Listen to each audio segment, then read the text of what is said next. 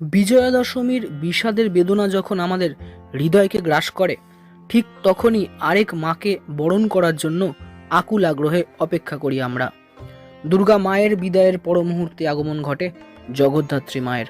এই জগদ্ধাত্রী কিন্তু দুর্গা মায়ের আরেক রূপ। জগদ্ধাত্রী পুজো বলতে আমাদের মনে প্রথমেই যেটা ভেসে ওঠে তা হলো চন্দননগর। যদিও ইতিহাস বলছে এই পুজোর সূচনা হয়েছিল কৃষ্ণনগরে। আর এই জগদ্ধাত্রী পুজোর শুরুটাও কিন্তু বেশ ইন্টারেস্টিং। ইতিহাসের পাতা অনুযায়ী এই পুজো 1754 সালে প্রথম শুরু করেন নদিয়ার রাজা মহারাজ কৃষ্ণচন্দ্র রায়।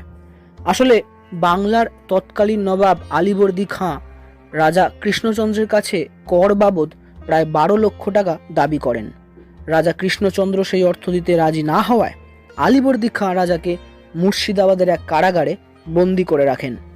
লর্ড ক্লাইভের আদেশে আলীবর্দী খাঁ রাজা কৃষ্ণচন্দ্রকে মুক্তি দিলেন, কিন্তু ততদিনে দুর্গাপুজোর সময় পার হয়ে গেছে। একরাশ দুঃখ, কষ্ট, হতাশা গ্রাস করল রাজা কৃষ্ণচন্দ্রকে। শোনা যায় সেই রাতে নাকি রাজা স্বপ্নে একজন চতুর্ভুজা দেবী মূর্তিকে দেখেন, যার 4 হাতে ছিল শঙ্খচক্র, তীর ও ধনুক।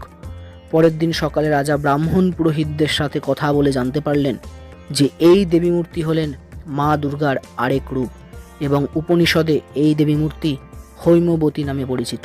তারপরই রাজা কৃষ্ণচন্দ্র তার রাজবাড়িতে মহা সমারোহে হৈমবতী বা জগদ্ধাত্রীর পুজোর ব্যবস্থা করেন। সেই থেকে প্রায় 250 বছরের অধিক সময় ধরে কৃষ্ণনগর রাজবাড়িতে মা জগদ্ধাত্রীর পূজা হয়ে আসছে। আর কৃষ্ণনগর রাজবাড়ির পুজো দেখেই 1755 সালে দেওয়ান ইন্দ্রনারায়ণ চৌধুরী চন্দননগরে জগদ্ধাত্রী পুজো শুরু করেন।